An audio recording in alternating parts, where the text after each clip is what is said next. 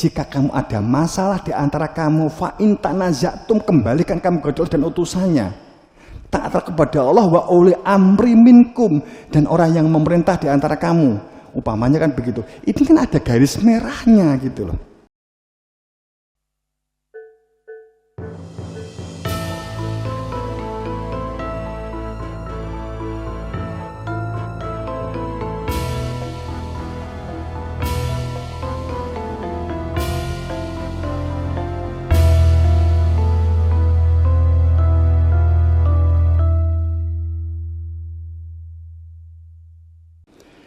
Yang pertama tadi saya matur bahwa dalam sejarahnya para nabi itu konsep kenabian, hampir semua nabi konsep tentang kenabian,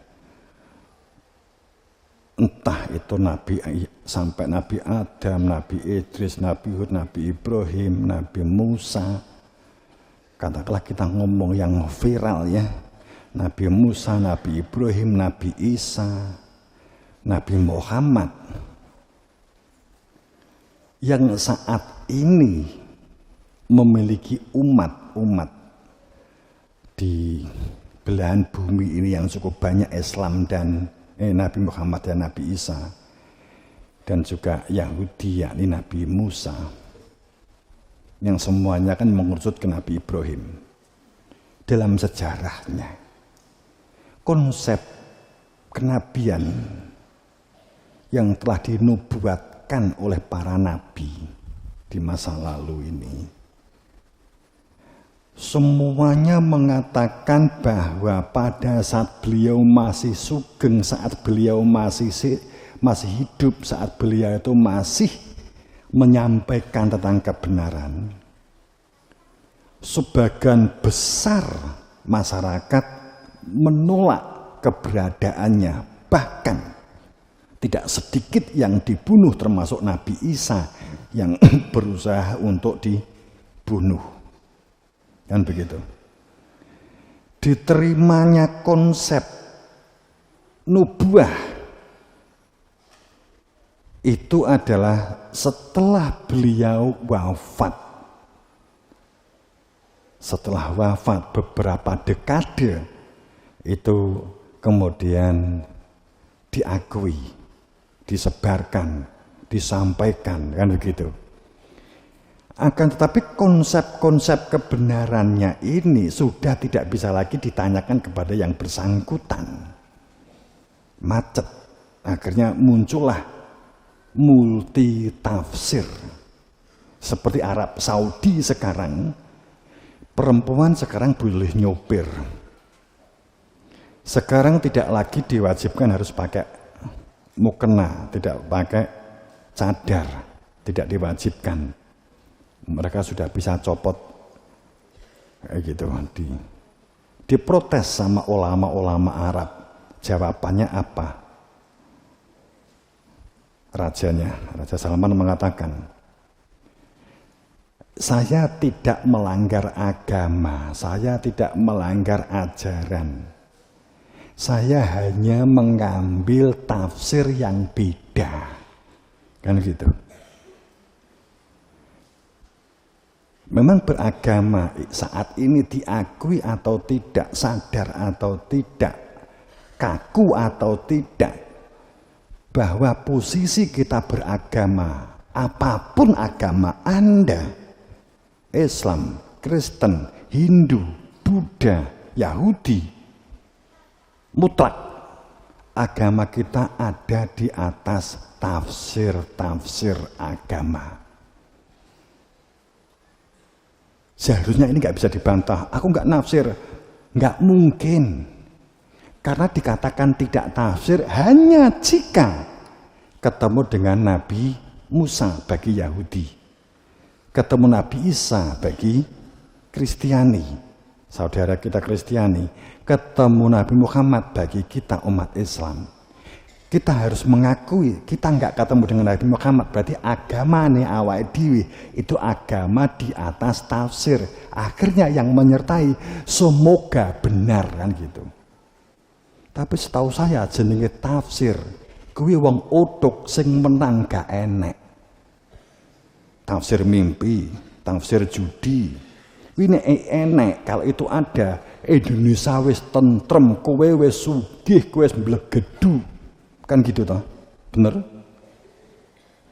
Nek tafsir itu pomone bener, selalu benar, berarti tafsir mimpi sing mujarobat kae wis mengkayakan sampeyan.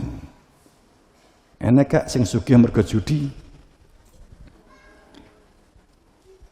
Nek udu pirang angka, rong angka apa telung angka?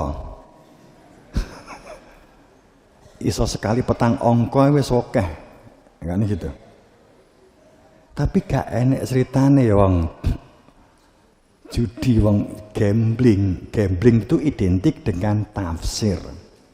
Tafsir mimpi, bukune yo akeh. Tafsir mimpi, tafsir angka. Nek ngipi bekecot nomor 02 ngipi.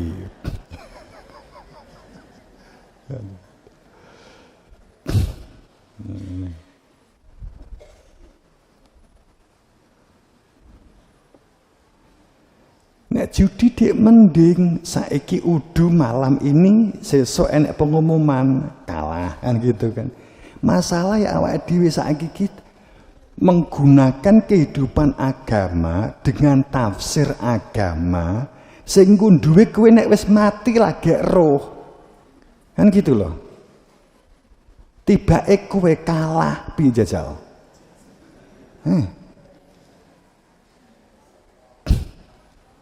Gak judek kira-kira. Ya masih judek kan.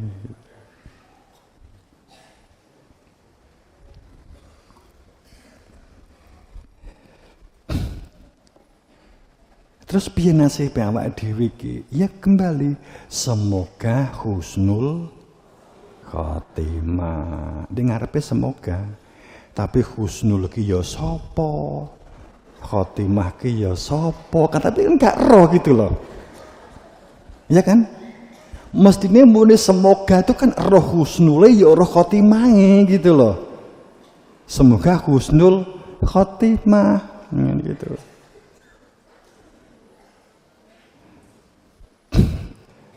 Kalau segala sesuatunya ternyata tidak nuril menjadikan hirpan kan?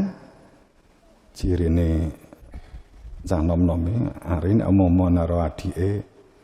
Ya segala sesuatunya harus nurul supaya hirman masuk akal, nur nalar hirman ben gak kaget hirman apa hiran.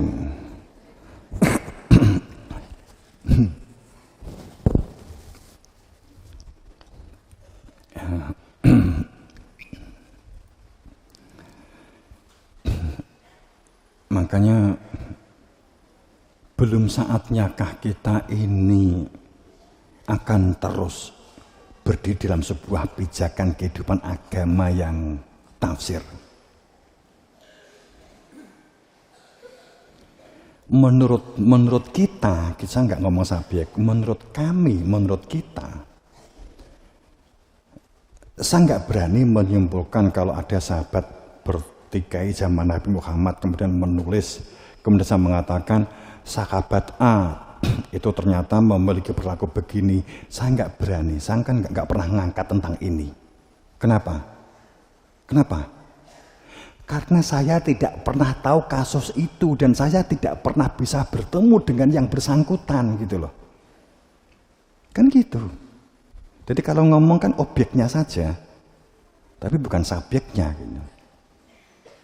Saya nggak berani mengatakan bahwa umpamanya zaman sahabat saja sepeninggal Nabi Muhammad itu terjadi bentrokan antara imam pada perang Jamal saat perang Siffin itu sama-sama sahabat, di antara mereka juga berusaha untuk saling membunuh. Umpamanya kan begitu. Saya kan nggak berani publis, walaupun tahu cerita detailnya dari membaca. Kenapa saya nggak berani melakukan itu? Karena saya nggak ketemu dengan mereka sendiri. Kalau kesimpulan saya salah, fatal gitu kan. Saya hanya menyampaikan bahwa Nabi Muhammad itu membawa sebuah ajaran, semua agama yang pada awalnya itu adalah dari nabinya, itu tidak ada perbedaan sama sekali. Nabi Muhammad, Nabi Isa, Nabi Daud, Nabi Musa, Nabi Ibrahim, sampai Nabi Adam, tidak ada perbedaan. Ada ajaran risalah yang bersifat perennial. Kadang yang mesti. Ada satu pola yang di dalam sebuah sistem itu tidak bisa diganggu gugat yang bersifat abadi. Karena ini berkaitan dengan struktur manusia yang menjalani hidup, struktur kehidupan. Ini ada satu tentang perbedaan syariat itu siklus. Itu hanya siklusnya saja, dinamikanya saja. Tapi inti yang selaginya syariat saja, tatanan lahir, semua ajaran para nabi, para rasul itu sama persis. Pada saat bahwa wasiat minadin, wasiat dalam menjalankan kehidupan beragama, para nabi, para rasul itu sama persis mawasobih nuha waladi auhaina, sama persis, tidak terbedakan sama sekali. Mereka semua mewasiatkan bagi umatnya an aqimuddin, untuk menjadi pelaku-pelaku penegak kehidupan itu an aqimuddin, dengan menyatakan pakai takkid, huruf takkid, an aqimuddin, untuk mempraktekkan, menyatakan, mewujudkan perilaku tidak berpecah belah. Pakai an, kenapa? Harus ada bukti fakta bahwa kamu itu tidak berpecah belah, itu komunikasi, mendukung, mensupport, membantu. Kan begitu kalimat an di sini. An aqimuddin wala tatafarraqu, taknya double, tidak sekedar wala tafarraqu, wala farraqu, wala tafarraqu, tapi wala tatafarraqu, ada tasdid muta'alim. Artinya apa? Pada saat tidak berpecah belah bukan sekedar meneng-menengan, tapi ada sesuatu diskusi yang akan menjadikan kamu itu maju, kamu itu akan bergerak dalam memahami, di dalam menjalankan satu kehidupan yang berkemajuan. Dikatakan semua nabi rasul pasti, kan gitu. Itu baru tantangan syariat itu. Itu mutlak. Jadi kalau saya tekankan begini, bahwa sesungguhnya apa yang diajarkan Nabi Muhammad, apa yang diajarkan Nabi Isa, apa yang diajarkan Nabi Daud, apa yang diajarkan Nabi Harun, apa yang diajarkan Nabi Musa, apa yang diajarkan Nabi Idris, apa yang diajarkan Nabi Adam, dan Rasul sebelumnya, saya buka saja, dan Rasul-Rasul sebelum Nabi Adam, karena Adam bukan manusia pertama. Itu kan interpretasinya kita saja. Kalau nanti ada pendengar yang ingin tahu, biar kalau ingin bukti, biar ke Romo. Kan gitu. Karena semua artefaknya ada di kita. Kemudian pada saat diungkap bahwa, tapi kita kan nggak ngomong masalah ininya. Tapi yang kita bicarakan sama gitu loh. Ada perbedaan, ya karena memang nggak ketemu. Tadi yang sudah di depan saya menyampaikan, ada perbedaan itu setelah nggak ketemu intinya. Nabi Muhammad dimusuhi, Nabi Muhammad sedo didukung, kan gitu. Sehingga ditafsir-tafsir, dikira-kira, diprediksi kan gitu. Terus katanya buku yang ditulis oleh ini di tahun ini, wong juga nggak ketemu si penulisnya sendiri. Sing nulis dhewe ya ora tau perut Nabi Muhammad, kan repot gitu loh. Kan gitu. Jadi kalau kita mau jujur, sungguh bahwa sesungguhnya mereka terkonek bukan dalam pengertian kalau ini nggak dijelaskan ke terus muncul enek tafsir ini. Oh Yai Tanjung berarti di antara nabi itu secara metafisik mereka komunikasi kan, akhirnya kan begitu. Tidak sekedar begitu. Antara Nabi Adam sampai Nabi Muhammad itu tidak pernah terputus keberadaan Rasulnya, bukan keberadaan tafsirnya. Faham maksud saya? Sehingga kalau dikatakan begini, Nabi Muhammad saat didhawuhi menjadi Rasul, kemudian dia berdakwah kepada umat Jazirah Arab, menyampaikan tentang Islam supaya orang Jazirah Arab masuk Islam. Enggak. Saat itu belum ada istilah Nabi Muhammad membawa Islam. Saat itu begini. Jadi Nabi Muhammad itu saat itu juga difahami sebagai entah Yahudi atau sebagai Kristen, umpamanya kan begitu. Difahami sebagai upama begini, upamanya ya. Aku ki jenuh karo istilah Islam sebab agama Islam itu sudah identik. Agama Islam itu sudah identik dengan radikal, dengan ekstrem, dengan olok-olokan, dengan saling membuli. Itu sudah identik, upamanya begitu. Identik. Pokoknya nyebut Islam itu berarti teroris,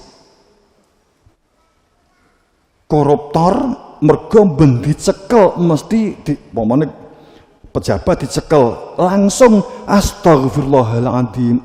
Pertanyaan pertama, ungkapan pertama kali saat dicekel KPK itu astagfirullahaladzim. Saat di sidang di nggone pengadilan, kemudian sebagian besar nggawa tasbih, subhanallah, subhanallah, subhanallah, subhanallah, subhanallah, subhanallah, nyuwun supaya dibebaskan dari tuduhan korupsi. Subhanallah, subhanallah, menawa wae nek krungu subhanallah di jerone bajingan, dancuk kan kira-kira. Ya, bisa jadi loh ya kan gitu.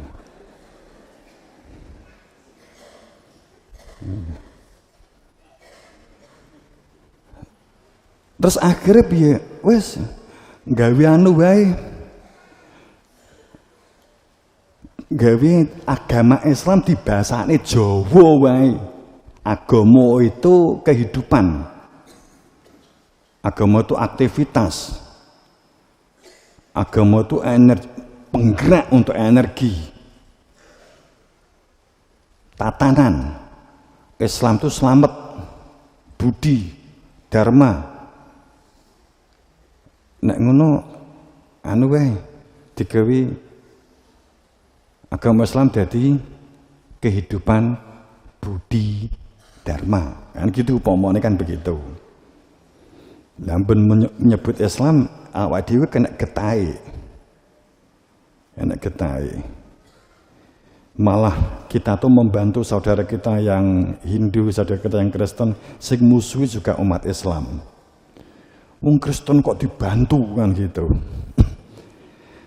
Timbangane ngono ya wis gawe agama budi kan gitu kan. Ora entuk nganggo Al-Qur'an, ya wis diterjemahke basa Jawa, ngono wae lah. Iki upama kan gitu. Kan gitu. Kemudian dakwah, kemudian saya mengatakan, ayo nek masuk agama budi apa begitu? Enggak.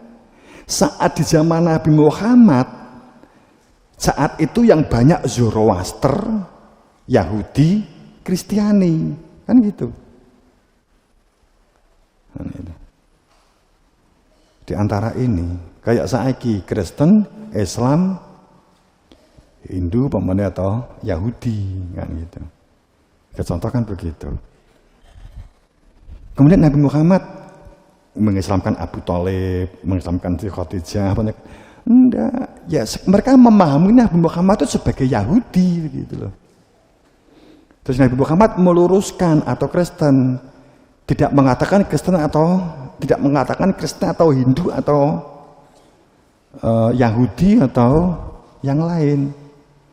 Nabi mengatakan bertauhidnya Nabi Musa itu ini loh.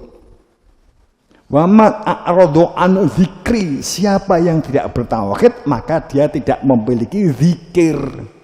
Kan gitu. Keberuntungan hebat seseorang pada saat seseorang itu ketemu langsung dengan Rasul